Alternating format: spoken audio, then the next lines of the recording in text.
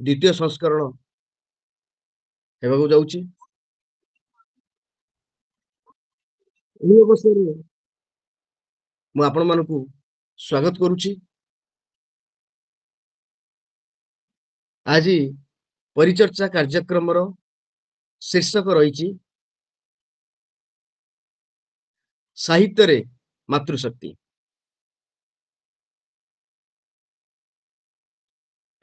କାର୍ଯ୍ୟକ୍ରମର ଆଲୋଚକ ଭାବେ ଡକ୍ଟର ଶଙ୍କର୍ଷଣ ଶତପଥୀ ଅଛନ୍ତି ଏବଂ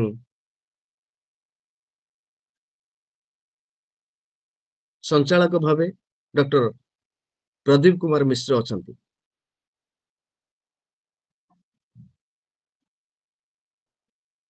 ପ୍ରଥମେ ମୁଁ ଡକ୍ଟର ପ୍ରଦୀପ କୁମାର ମିଶ୍ରଙ୍କୁ ଅନୁରୋଧ କରିବି ସେ କାର୍ଯ୍ୟକ୍ରମରେ ଯୋଗ ଦେବେ। ସେ ଏବେ ଆସି ଆଭାସୀ କାର୍ଯ୍ୟକ୍ରମରେ ଆସି ନହେଲେଣି। ଡକ୍ଟର ପ୍ରଦୀପ କୁମାର ମିଶ୍ର ଯେ ପକ୍ଷୀ ଉଡ଼େ ଯେତେ ଦୂର ଠାରୁ ଆରମ୍ଭ କରି ଅନେକ ପୁସ୍ତକର ରଚୟିତା। ସେ ମଧ୍ୟ ସାହିତ୍ୟାଲୋକର ସମ୍ପାଦକ ଅଛନ୍ତି। ମୁଁ ତାଙ୍କୁ କାର୍ଯ୍ୟକ୍ରମକୁ ସ୍ୱାଗତ କରୁଛି। ଡକ୍ଟର ପ୍ରଦୀପ ମିଶ୍ର। ପରିଚର୍ଚ୍ଚାର ଆଲୋଚକ ଅଛନ୍ତି ସାହିତ୍ୟାଲୋକର ଅଧ୍ୟକ୍ଷ ଶଙ୍କର୍ଷଣ ଶତପଥୀ ମହୋଦୟ, ଢେଙ୍କାନାଳର ବଣସିଂହ ସରକାରୀ ଉଚ୍ଚ ବିଦ୍ୟାଳୟର ଅବସରପ୍ରାପ୍ତ ପ୍ରଧାନ ଶିକ୍ଷକ ଶ୍ରୀ ଶତପଥୀ, ଦିବ୍ୟ ସନ୍ଦେଶ, ଶ୍ରୀମଦ୍ ଭାଗବତ ପଦାବଳୀ, ହନୁମାନ କଥା, ଗୀତା ତତ୍ତ୍ୱାନୁଚିନ୍ତନ ଆଦି କେତେକ ପୁସ୍ତକର ରଚୟିତା। ସେ ଆଜି କାର୍ଯ୍ୟକ୍ରମକୁ ଏବଂ ସମସ୍ତଙ୍କର ଦୃଷ୍ଟି ଆକର୍ଷଣ କରିବେ। ଅକ୍ଟୋବର ଶାରଦୀୟ ମାସ, ମାତୃଶକ୍ତି ଆହ୍ୱାନର ସମୟ। ଜନ୍ମଦାତ୍ରୀ ହେଉଛନ୍ତି ଜନନୀ ବା ମା। ତାଠାରୁ ଅଧିକ ସ୍ନେହମୟୀ, କରୁଣାମୟୀ, ମହିମାମୟୀ ହେଉଛନ୍ତି ଦେବୀ। ଦେବୀ ଆମ ସମସ୍ତଙ୍କର ମା। ଶକ୍ତି ଆରାଧନା ଆମ ଲୋକ ସଂସ୍କୃତିର ଅସ୍ଥି ମଜ୍ଜାଗତ ହୋଇଛି। ଶକ୍ତି ଆରାଧନା ମାଧ୍ୟମରେ ଆମେ ଆମର ସିଦ୍ଧି ପାଇଥାନ୍ତି ଏବଂ ଜୀବନକୁ ମଧ୍ୟ ଶୃଙ୍ଖଳିତ କରିଥାନ୍ତି। ଓଡ଼ିଶାକୁ ଦେଖିଲେ ଓଡ଼ିଶା ଏକ ଗ୍ରାମବହୁଳ ରାଜ୍ୟ। ଏଠାରେ ପ୍ରତି ଗ୍ରାମରେ, ପ୍ରତି ସ୍ଥାନରେ ଆପଣ ଦେଖିବେ ମାଙ୍କର ପ୍ରତୀକ। ଏହାର ଲୋକ ସମୂହ ଶାନ୍ତ ସରଳ, ଧର୍ମରେ ବିଶ୍ୱାସ କରନ୍ତି। ସରଳପ୍ରାଣ ଗ୍ରାମବାସୀଙ୍କ ପାଇଁ ମା କେତେବେଳେ ଗୃହ ଦେବୀ, କେତେବେଳେ ଗ୍ରାମ ଦେବୀ, କେତେବେଳେ ଶ୍ମଶାନ ଦେବୀ, ସର୍ବୋପରି ନଗରରେ ଯଦି ଦେଖିବେ ନଗର ଦେବୀ ଭାବେ ଉଭା ହୋଇଛନ୍ତି। ଗଛ ମୂଳ ଠାରୁ ଆରମ୍ଭ କରି ଭବ୍ୟ ମନ୍ଦିର ପର୍ଯ୍ୟନ୍ତ ଦେବୀ ଶୋଭା ପାଆନ୍ତି। ଏବଂ ଚଣ୍ଡୀ ପୁରାଣରେ ଶାରଳା ଦାସଙ୍କର ଗ୍ରାମ ଠାକୁରାଣୀକୁ ନେଇ ଅନେକ ନାମ ରହିଛି। ସେ ବି ତାଙ୍କ ସାହିତ୍ୟରେ ଦେବୀଙ୍କୁ ବିଭିନ୍ନ ରୂପରେ ଆହ୍ୱାନ କରିଛନ୍ତି। ଖଣ୍ଡିଏ ପଥରରେ ଯଦି ଆପଣ ସିନ୍ଦୁର ଟିକେ ଲଗାଇଦେବେ ବା ଗଛରେ ଟିକେ ସିନ୍ଦୁର ଲଗାଇଦେବେ, ସେ ମାର ପ୍ରତୀକ ପାଲଟି ଯାଆନ୍ତି। ଏବଂ ତାକୁ ନେଇ ଅନେକ ସାହିତ୍ୟ, ଅନେକ କିଛି ସୃଷ୍ଟି ହୋଇଛି। ଶାରଳା ଦାସଙ୍କ ସାହିତ୍ୟ ଠାରୁ ଆରମ୍ଭ କରି ଯଦି ଆପଣ ଆକାଶବାଣୀର ନାଟକ କାର୍ଯ୍ୟକ୍ରମ ଶୁଣିଥିବେ, କଂସ ନାଟକରେ ବିଜୁଳି କନ୍ୟା ମଧ୍ୟ ଦେବୀର ପ୍ରତୀକ। ଏଇ ମାସେ ତଳେ ଆପଣ ଦେଖିଥିବେ ତଅପୋଇ ନାଟକ ମଧ୍ୟାହ୍ନରେ ପ୍ରସାରଣ କରାଯାଏ।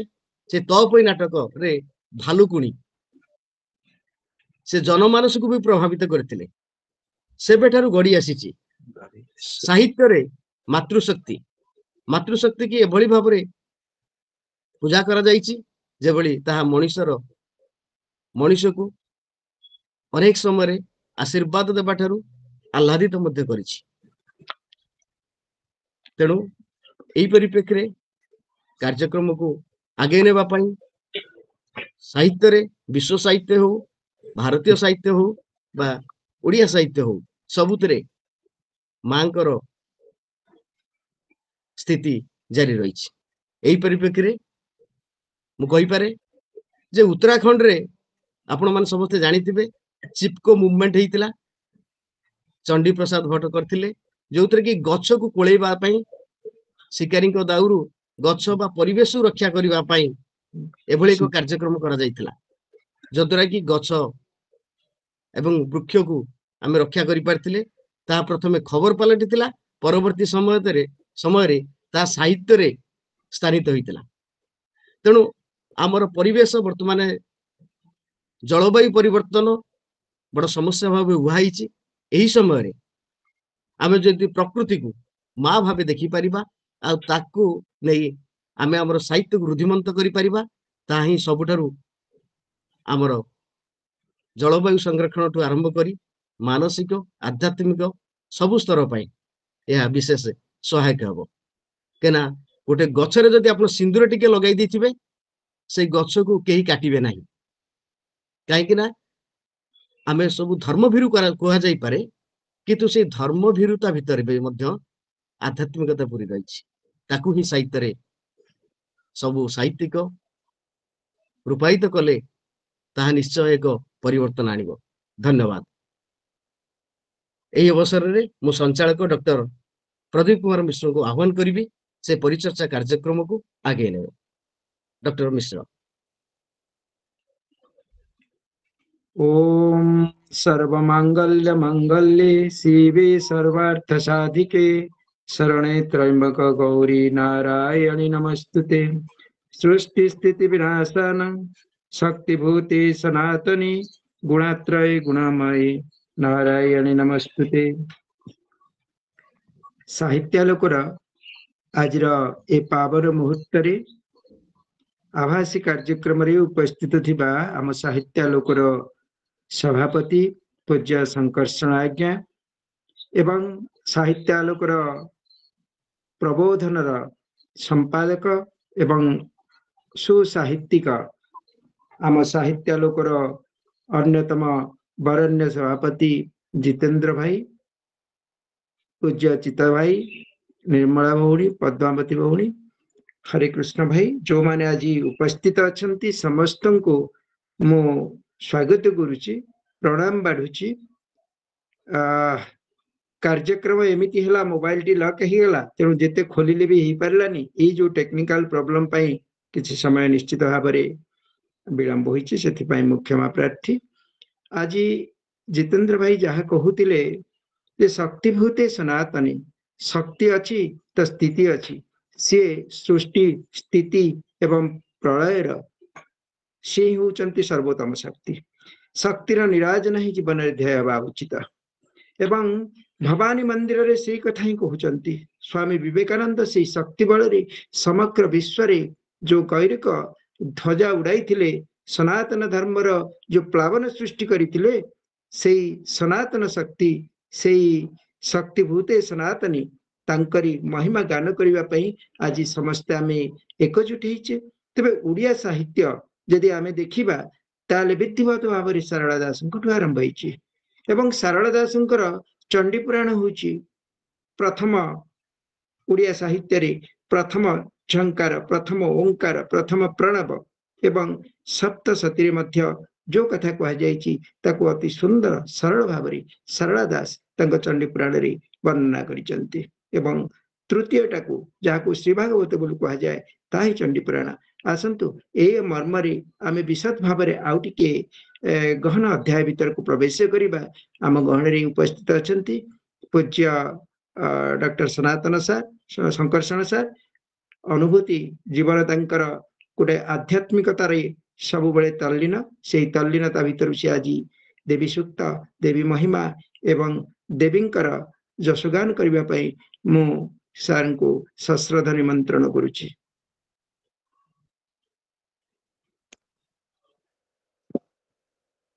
ओम ओम ओम सर्वमंगल मांगल्ये शिवे सर्वार्थ साधिके शरणे त्र्यंबके गौरी नारायणी नमस्तुते श्रुतिस्थिति विनाशानं शक्तिभूते सनातनी गुणाश्रय गुणमये नारायण नमस्तुते शरणागत दीनार्थ परित्राण परायणे सर्वस्यार्ति हरे देवी नारायणी नमस्तुते जा देवी सर्वभूतेषु शक्तिरूपेण संस्थिता नमस्तस्यै नमो नमः जा देवी सर्वभूतेषु मातृरूपेण संस्थिता नमस्तस्यै नमो नमः। आजिर स्वामी विवेकानंद लोक संसद द्वारा आयोजित साहित्य लोक तरफ विशेष परिचर्चा द्वितीय भाग में उपस्थित समस्त विज्ञ प्राज्ञ अभिज्ञ गुणी ज्ञानी समस्त मोर सश्रद्ध प्रणाम। विशेष भाव में आजिर श्री सभार सभापति जितेन्द्र बाबू एवं आलापक डॉक्टर प्रदीप बाबू एवं सम्मान्य अन्य आमर उपसभापति श्रीनिवास पाठी आउ उपस्थित निर्मला माँ शर्मिष्ठा माँ आउ विपदनवती माँ हरिकृष्ण बाबू शंभु बाबू समस्त मोर हार्दिक अभिनंदन आंतरिक शुभेच्छा ज्ञापन करुचे। माँ को आशीर्वाद कृपारू आपण मानकर भविष्यत जीवन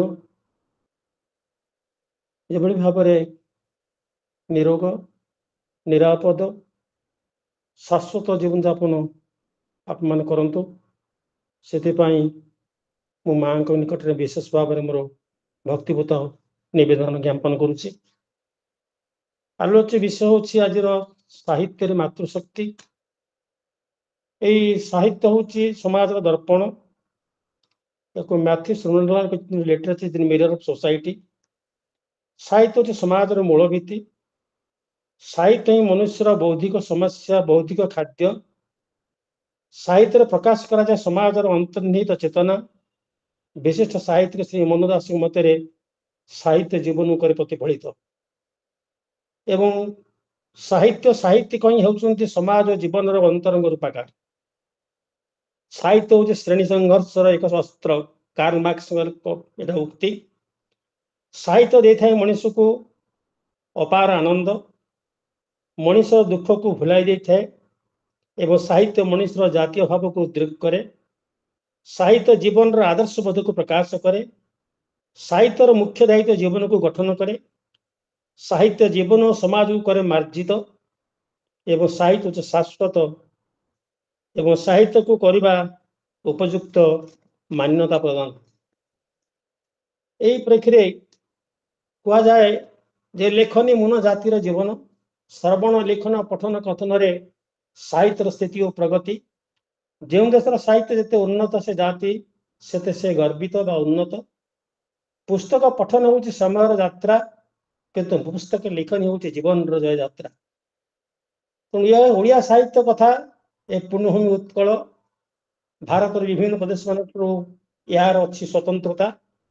प्राचीन पुराण किंवदंती अनुसार ओडिशार गौरव अति उज्ज्वल। समग्र भारत वर्ष को एक प्रस्फुटित पद्म से तुलना कर माटीर मणि उत्कलमणि। मो नृत्रे भारत श्वेत श्वेत दल तामध्ये केशर पवित्र उत्कल गोपबंधु लेखा। तेणु यार भाषा साहित्य मध्य स्वतंत्र। एकादश शताब्दी बेलू संस्कृत पाली प्राकृत ठार ओडिया भाषार सृष्टि। ओडिया लिपिर विकास हो शिक्षित साहित्य होता सृष्टि। या पूर्व लोकमुख सृष्टि होता अलग लोक साहित्यर प्रचलन। लोक मान जीवन में अभिज्ञता सामाजिक संपर्क धर्म आचार विचार प्रभृति कविता प्रबंध ओढ़गरमाली मध्य लोक साहित्य सृष्टि होता। तथा धीर पानी पथर काटे चाली न जानी बाट दोष अंध देश को बोली दर्पण बिकी साप मरबनी कि बाड़ी भांग ना। ये हूँ केतक पाटी स्वाद पेट न जानी ताहार भेद। ये हूँ केतक ढगरमाली। पंचदश शताब्दी बेलू कपिलेन्द्र देव राजत्व काल माटीर महाकवि सारला दास ओडिशार महाभारत रचना करते। एतद्वती चंडी पुराण बिलंकर मान लिखि से आदिकवि ସମ୍ମାନରେ ସମ୍ମାନିତ ହୋଇଥିଲେ। ଶାରଳା ଦାସଙ୍କ ଠାରେ ଷୋଡଶ ଶତାବ୍ଦୀରେ ପଞ୍ଚସଖା ସାହିତ୍ୟର ସୃଷ୍ଟି ପରେ ଶାରଳା ଦାସଙ୍କ ପରେ ଷୋଡଶ ଶତାବ୍ଦୀରେ ପଞ୍ଚସଖା ସାହିତ୍ୟର ସୃଷ୍ଟି 1510 ଶ୍ରୀ ଚୈତନ୍ୟ ଓଡ଼ିଶାକୁ କରିଥିଲେ ଆଗମନ। ତାଙ୍କୁ ଜଗନ୍ନାଥ ଦାସଙ୍କୁ ସେ ଅତି ବଡ଼ି ଉପାଧିରେ ଭୂଷିତ କରିଥିଲେ। ପଞ୍ଚସଖାଙ୍କ ମଧ୍ୟରେ ଜଗନ୍ନାଥ ଦାସ, ବଳରାମ ଦାସ, ଯଶୋବନ୍ତ ଦାସ, ଅଚ୍ୟୁତାନନ୍ଦ ଦାସ, ଶିଶୁ ଅନନ୍ତ ଦାସ ପ୍ରଭୃତି ସାଧକ ମାନେ ସ୍ୱ ସ୍ୱ କବି ପ୍ରତିଭାର ପରିଚୟ ଦେଇଛନ୍ତି। ବତ୍ସ ଦାସ, ମାର୍କଣ୍ଡ ଦାସ, ଶରଣ ଦାସ, ନାରାୟଣ ଦାସ, ଦିବାକର ଦାସ, ଚୈତନ୍ୟ ଦାସ, ହାଡ଼ି ଦାସ, ଅରବିନ୍ଦ ଦାସ ପ୍ରଭୃତି କବିମାନେ ମଧ୍ୟ ଉଲ୍ଲେଖଯୋଗ୍ୟ ସ୍ଥାନ ଅଧିକାର କରିଥିଲେ। ପଞ୍ଚସଖା ଯୁଗର ଦ୍ୱିତୀୟ ପର୍ଯ୍ୟାୟରେ ଓଡ଼ିଆ ସାହିତ୍ୟରେ କାବ୍ୟ ଯୁଗର ସୃଷ୍ଟି ହୋଇଥିଲା। ଜୟଦେବ ଦ୍ୱାଦଶ ଶତାବ୍ଦୀରେ ଗୀତ ଗୋବିନ୍ଦ ରଚନା କରିଥିଲେ। ଦନାଇ ଦାସ ଗୋପୀ ଭାଷା, ଶ୍ରୀହରି ଦାସ ମୟୁର ଚନ୍ଦ୍ରିକା, କାର୍ତ୍ତିକ ଦାସଙ୍କୁ ରୁକ୍ମିଣୀ ବିଭା, ପୁରୁଷୋତ୍ତମ ଦାସଙ୍କ କାଞ୍ଚି କାବେରୀ ପ୍ରଭୃତି ନାନା ଗ୍ରନ୍ଥମାନ ରଚିତ ହୋଇଥିଲା। ପ୍ରାକ୍ ରୀତିଯୁଗ ପୂର୍ବରୁ ରାଜାଶ୍ରୀ କପିଳେନ୍ଦ୍ର ଦେବ, ପୁରୁଷୋତ୍ତମ ଦେବ, ପ୍ରତାପ ଦେବ ପ୍ରଭୃତି କାବ୍ୟ ନାଟକ ମାନେ ମଧ୍ୟ ରଚନା କରିଥିଲେ। ପଣ୍ଡିତ ବିଶ୍ୱନାଥ କବିରାଜ ମଧ୍ୟ ସାହିତ୍ୟ ଦର୍ପଣ ରଚନା କରିଥିଲେ। ମଧ୍ୟଯୁଗ ରୀତିଯୁଗ କାବ୍ୟର ସ୍ୱରୂପ ଘୁମୁସର ରାଜା ଧନଞ୍ଜୟ ଭଞ୍ଜଙ୍କ ଠାରୁ ଆରମ୍ଭ କରିଥିଲା। ଦୀନକୃଷ୍ଣଙ୍କ କାବ୍ୟ କବିତା ଓଡ଼ିଆ କାବ୍ୟ ଭଣ୍ଡାରକୁ ମଧ୍ୟ କରିଛି ସମୃଦ୍ଧ। କ ଆଦ୍ୟ ନିୟମରେ ରଚିତ ରସକଲ୍ଲୋଳ ଦୀନକୃଷ୍ଣଙ୍କର ଏକ ଶ୍ରେଷ୍ଠ କୃତି। କବି ସମ୍ରାଟ ଉପେନ୍ଦ୍ର ଭଞ୍ଜ ମଧ୍ୟ ଏହି ଯୁଗର ଶ୍ରେଷ୍ଠ କବି। ତାଙ୍କ ରଚିତ ବୈଦେଶୀ ବିଳାସ, ପଟିବ୍ରହ୍ମାଣ୍ଡ ସୁନ୍ଦରୀ, ଲାବଣ୍ୟବତୀ, ରସିକ ହରାବଳୀ, ପ୍ରେମ ସୁଧାନିଧି, ସୁଭଦ୍ରା ପ୍ରେରଣ, ତ୍ରୈଲୋକ ମୋହିନୀ ଆଦି ଉଲ୍ଲେଖଯୋଗ୍ୟ। ମଧ୍ୟଯୁଗୀୟ ଅନ୍ୟତମ କବି ବ୍ରଜନାଥ ବଡ଼ଜେନା ସମର୍ଥନଙ୍କ ରଚନା କରିଥିଲେ। ଅମ୍ବିକା ବିଳାସ, ସେମାରାସ, ବିଚକ୍ଷଣା ଆଦି ପ୍ରଧାନ ଚତୁର ବିନୟ ଥିଲା ତାଙ୍କର ଏକ କଥା ଗ୍ରନ୍ଥ। ଅଭିମନ୍ୟୁ ଆମସ୍ୟାର ମଧ୍ୟ ଏକ ସଫଳ ସ୍ରଷ୍ଟା। ସେ ବିଦଗ୍ଧ ଚିନ୍ତାମଣି, ସୁଲକ୍ଷଣା, ରସବତୀ, ଭାଗବତୀ ପ୍ରଭୃତି କାବ୍ୟମାନ ମଧ୍ୟ ରଚନା କରିଥିଲେ।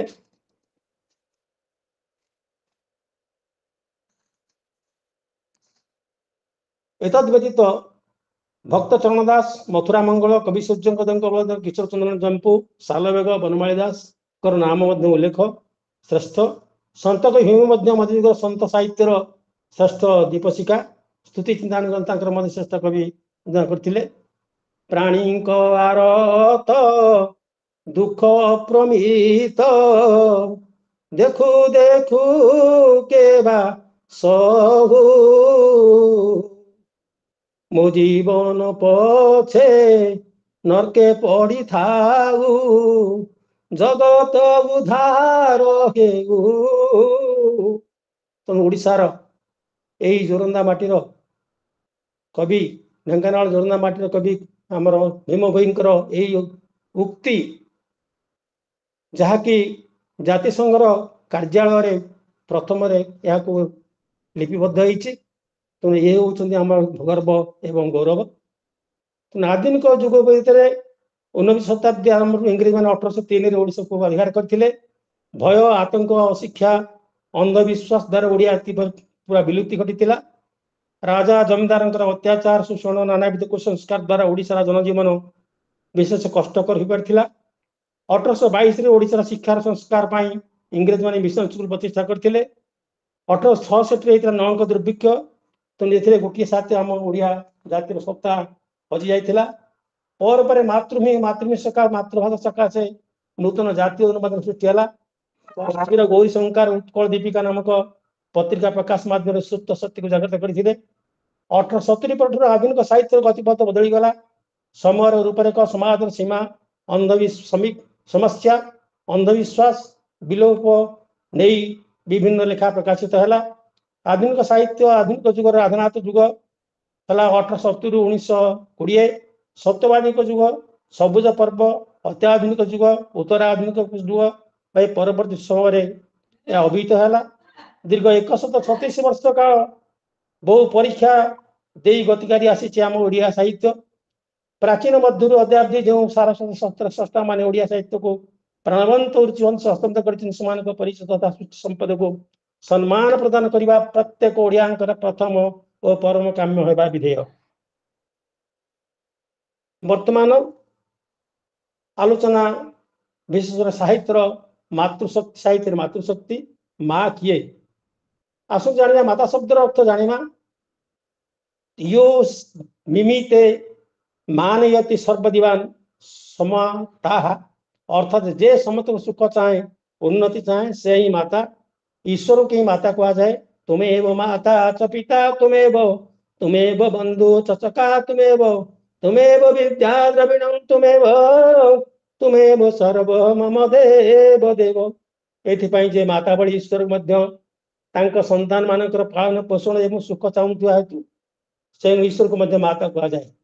ए दिगरे वेदमंत्र कहती ओम तुम माता शतक्रतो बहुविध अर्थात असंख्य क्षमतार अधिकारी ईश्वर आम मान वायु जल सूर्य आदि मागणा दे आमको सुख देथिबा हेतु से आमर माता अटंती। ऋग्वेदर एटा कथा। माँ होउछन्ति लक्ष्मी माता, माँ होउछन्ति माता जन्मदात्री, माँ मध्य अनेक रूप से आसती। कथार अच्छी जे माँ न देखिले माउसी देख। मधुआंक भाषा कह जाउची माँ माँ बोली केते मु डाकिली केही तो शुणिले नाही भाई भाई बोली केते मु डाकिली न देले उतर केही। संबोधन समय कौन विपद समय आम भयर जिते कातरुचे साधारणतः पाठ पढ़ी था माँ लो मल्ली भारत माँ वंदे मातरम।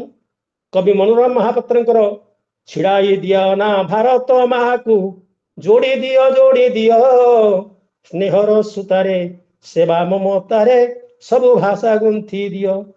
बहु भाषा बाची भारत आमर जीवन ठू बड़ी प्रिय भांगिबा नाही सजाड़िबा आमे भारत मार देह।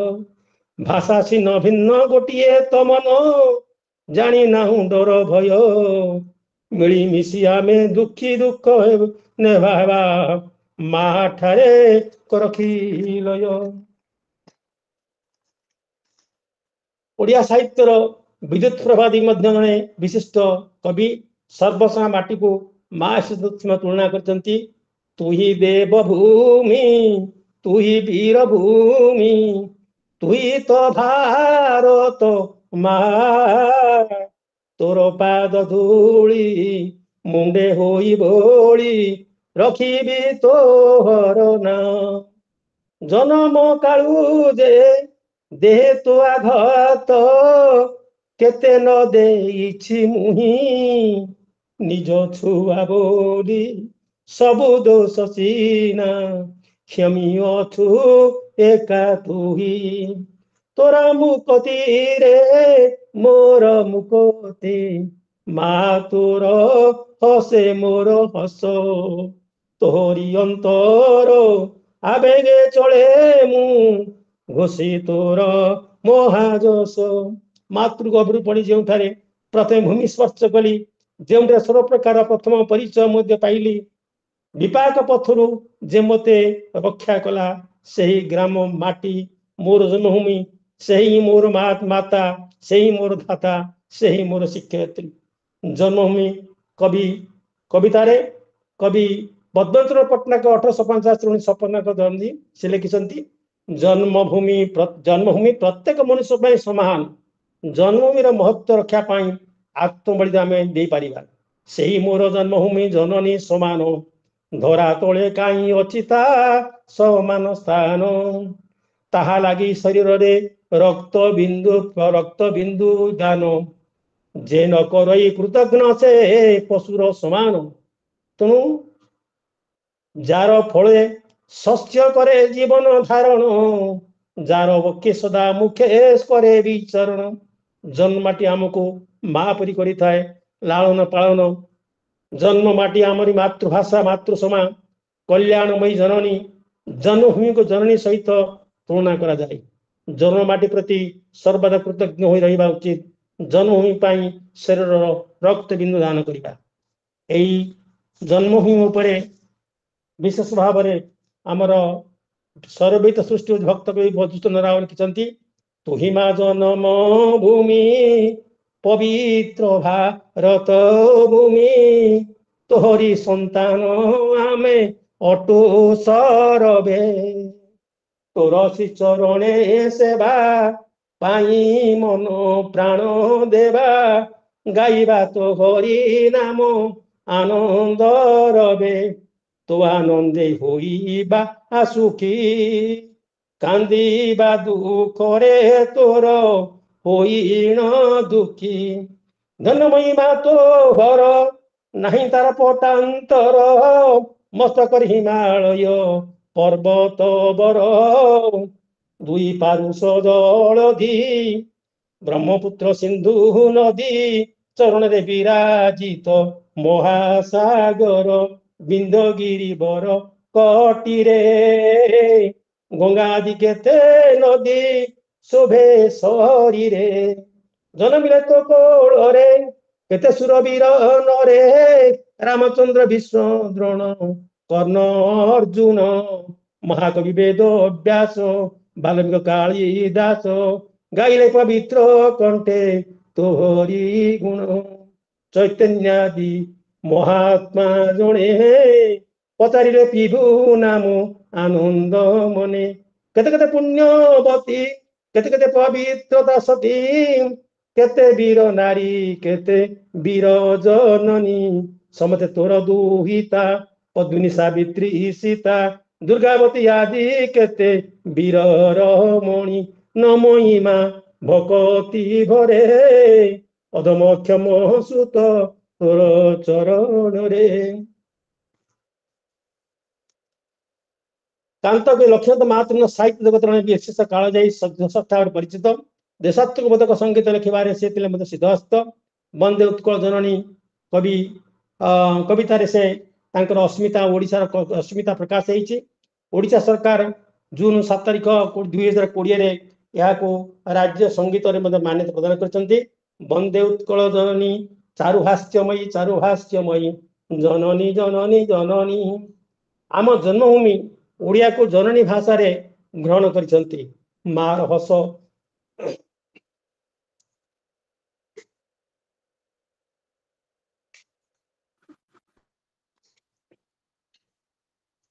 दी चार पद अधिक तेणु से समय मार हस जमी सुंदर भाषा मध्य सुंदर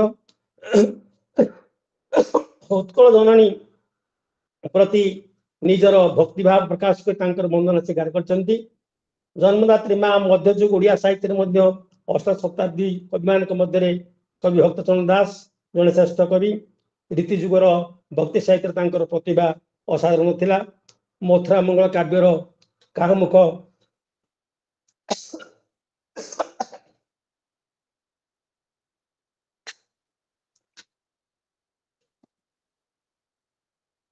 मुख अनाई बंची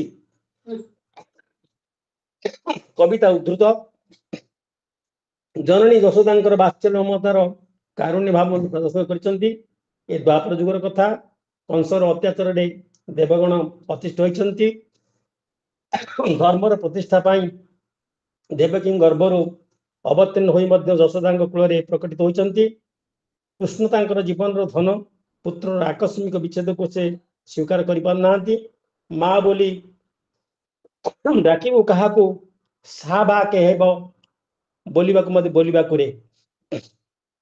क्या माँ बोली संबोधन कर किए पुओ को महा सहारा दब आहापद कहवाक बर्तमान नथिबे निशा काले मोर कोले सोई थाउ श्रम बले स्वप्न रे देखी कंस कस माँ बोली चमके पड़ू कंठे दुई भुज भिड़ू पुणी सौ जोड़ी हस्त होई बासरे जीवन धन से कथा सुमरी मरीजी उठ बोली क्या कहबी धन रे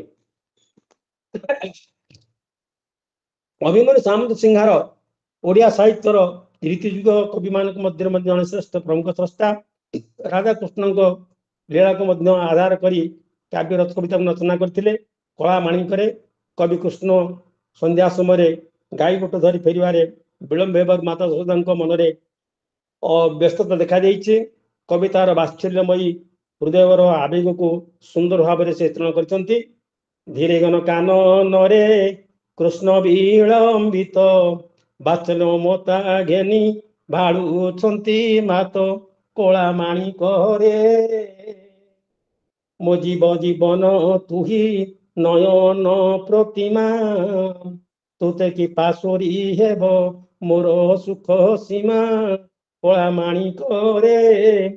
ପ୍ରାଚୀନ ସାହିତ୍ୟରେ ମାତୃଶକ୍ତିଙ୍କ ମହିମା ଯାହା ଦେବୀ ସର୍ବଭୂତ ନମସ୍ତେ ନମସ୍ତେ ନମ ନମ। ଆଜିର ସମାଜ ବର୍ତ୍ତମାନ ହଉଛି ପତନମୁଖୀ। ଏହାର ସୁରକ୍ଷା ପାଇଁ କିଏ ସେ ନବ? ପ୍ରାୟତଃ ମାତୃଶକ୍ତି ତାହାର ଦାୟିତ୍ୱ ନେବ। ମାତୃଶକ୍ତି ଯଦି ପଥହରା ହେବ, ଭୋଗାଭିମୁଖ ହେବ, କିଏ ରକ୍ଷା କରିବ ଭବିଷ୍ୟତ ଦାୟାଦଙ୍କୁ? ସମୟ ଥିଲା ଯେତେବେଳେ ସୃଷ୍ଟିକୁ ସୁରକ୍ଷା ଦେବା ପାଇଁ ଦେବଗଣ ନିରାଶ ହୋଇ ପଡିଥିଲେ। ସୁଖ ଶାନ୍ତି ସନ୍ତାନର ସୁଖ ସତ୍ୟ ପୃଥିବୀକୁ ଧ୍ୱଂସ ମୁଖରୁ ରକ୍ଷା କରିଛି। ପ୍ରବଳ ପ୍ରତାପୀ ପାପ ଶକ୍ତିର ପ୍ରତୀକ ମହିଷାସୁରକୁ ବିନାଶ କରିବା ପାଇଁ ଦୁର୍ଗତିନାଶିନୀ ଦୁର୍ଗା ଆବିର୍ଭୂତ ହେଉଛନ୍ତି। ବାସ୍ତବରେ ଯୁଗେ ଯୁଗେ ମା ହିଁ ତାର ସନ୍ତାନକୁ ଗଢି ତୋଳିଛି।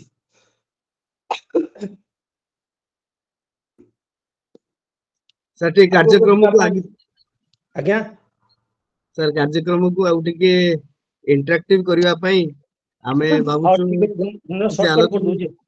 ମାଙ୍କ ଉପରେ ଟିକେ କେନ୍ଦ୍ରୀଭୂତ କରାଯାଉ। ଆଜ୍ଞା ଯେମିତି ସାର୍ ପ୍ରବଳ ପ୍ରତାପୀ ଟିକେ ଏଇ ପଦ୍ଧତି କହିଦଉଛି ଖାଲି। ପ୍ରବଳ ପ୍ରତାପୀ ଆପଶକ୍ତିର ପ୍ରତି ମହିଷାସୁରକୁ ବିନାଶ କରିବା ପାଇଁ ଦୁର୍ଗତିନାଶିନୀ ଦୁର୍ଗା ଆବିର୍ଭୂତ ହେଇଛନ୍ତି। ବାସ୍ତବରେ ଯୁଗ ଯୁଗେ ମା ହିଁ ତାର ସନ୍ତାନକୁ ଗଢି ତୋଳିଛି। ଆଗକୁ ଯିବା ପାଇଁ ମା ହିଁ ଦେଇଥାଏ ଶକ୍ତି, ସାହସ, ପ୍ରେରଣା। ମାର ଅଞ୍ଚଳ ସଦା ସର୍ବଦା ସନ୍ତାନ ପାଇଁ ଅଭୟ ଆଶ୍ରୟ। ଶିଶୁଟିଏ ମାର ପଣତ କାନି ତଳେ ଥିଲେ ତାକୁ ବିଶ୍ୱର କୌଣସି ଶକ୍ତି ସ୍ପର୍ଶ କରିପାରିବ ନାହିଁ।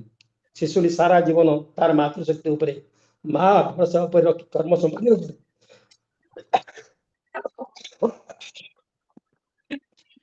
ଆଜ୍ଞା ଆଉ ତ ଅନେକ କଥା ଅଛି, ଆଉ ସମୟ ସ୍ୱଳ୍ପ, ଆଉ ଏତିକି ମତେ କହିବା ସୁଯୋଗ ଆଜ୍ଞା ଧନ୍ୟବାଦ ସାର୍। ଆମର ସାହିତ୍ୟରେ ମାତୃଶକ୍ତି ବର୍ତ୍ତମାନ ପ୍ରାଚୀନ ସାହିତ୍ୟ, ମଧ୍ୟଯୁଗୀୟ ସାହିତ୍ୟ, ଆଧୁନିକ ଏବଂ ଉତ୍ତର ଆଧୁନିକ ସାହିତ୍ୟ କଥା ଚିନ୍ତା କରାଯାଉ। ବର୍ତ୍ତମାନ ଲେଖା ଗୁଡ଼ିକ କେମିତି ହେବା ଦରକାର ଓଡ଼ିଆ ସାହିତ୍ୟରେ, ତାହା ମଧ୍ୟ ଆଲୋଚନାର ବିଷୟବସ୍ତୁ ହେବା ଦରକାର। ମୋର ଏଠି ମନେ ପଡେ ନାଟ୍ୟକାର ସୁଧାକର ନନ୍ଦ, ସେ ଦେବୀ ସୀତାଙ୍କୁ ଏକ ନାଟକରେ ରାବଣଙ୍କର ମା ବୋଲି ସମ୍ବୋଧନ କରିଥିଲେ। ମାନେ ସେ ରାକ୍ଷସ ଜୀବନରୁ ମୁକ୍ତି ପାଇବା ପାଇଁ ତାଙ୍କୁ ମା ବୋଲି ସମ୍ବୋଧନ କରିଥିଲେ। ନିଶ୍ଚିତ ଭାବେ ଜୀବନକୁ ଏକ ନୂଆ ଦିଗ, ନୂଆ ଦିଶା ଦେବା ପାଇଁ ଏଭଳି ସାହିତ୍ୟ ସୃଷ୍ଟି ହୋଇଥିଲା। ପୁଣି ଦେଖାଯାଇଛି ସେ ମାଙ୍କ କଥା ହେଲେ ସାହିତ୍ୟକୁ ରୁଦ୍ଧିମନ୍ତ କରିଥିବା ଭଳି ଗୋଟିଏ ଶବ୍ଦ ଆପଣ ସମସ୍ତେ ହିଁ ସାହିତ୍ୟରେ ପଢିଥିବେ, ତାହା ହେଲା ପାଦୁକା। ମାନେ ଆପଣ ଦେଖିବେ ଶରୀରର ନିମ୍ନ ଦେଶରେ ପାଦର ଅବସ୍ଥିତି ଯୋଗୁ ତଳକୁ ତାହା ଗଡି ଆସିଥାଏ। ପାଦ ଧୌତ ଜଳ, ଯାହାକୁ ପାଦୋଦକ ବା ଅପଭ୍ରଂଶରେ ପାଦୁକା ଭାବେ ସର୍ବସାଧାରଣରେ ପରିଚିତ। କେତେ ସୁନ୍ଦର ଭାବରେ ପ୍ରତ୍ୟେକ ବ୍ରଜନାଥ ବଡ଼ଜେନାଙ୍କ ହଉ ବା ମନୋଜ ଦାସ ହୁଅନ୍ତୁ ବା ଗୋପୀନାଥ ମହାନ୍ତି, ପ୍ରତ୍ୟେକ ଗୋଦାବର୍ଷ ମିଶ୍ର, ସମସ୍ତେ ବି ଏ ବିଷୟରେ ବି ବର୍ଣ୍ଣନା କରିଛନ୍ତି। ତେଣୁ ବର୍ତ୍ତମାନ ସାହିତ୍ୟରେ ଆପଣ କୁହନ୍ତୁ ସାର୍, ବର୍ତ୍ତମାନ ସାହିତ୍ୟରେ କିଭଳି ଭାବେ ମାତୃଶକ୍ତିକୁ ସନ୍ନିବେଶିତ କରାଗଲେ ତାହା ଏଇ ଯୋଉ ଯୁବପିଢି ଯିଏକି ବର୍ତ୍ତମାନ ଜେନଜି କହୁଛନ୍ତି ବା ଛାପା ଗଣମାଧ୍ୟମରୁ ଟିକେ ଦୂରେଇ ଯାଇ ସ୍କ୍ରିନ୍